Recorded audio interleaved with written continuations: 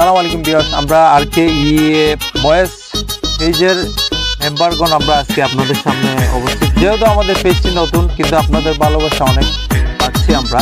তো আজকে আমরা ভিন্ন রকম একটা প্রতিযোগিতা করতে যাচ্ছি। এখানে আমার হাতে বোতল দেখতেছেন, এই সব পানি কিন্তু এক একজনের মুখে আছে। তো যে একজনে খাতুকুতু দিবে, যে টিকে থাকবে তাকে আমরা 10,000 টাকা পুরস্কার দিব আমাদের সবার পক্ষ থেকে।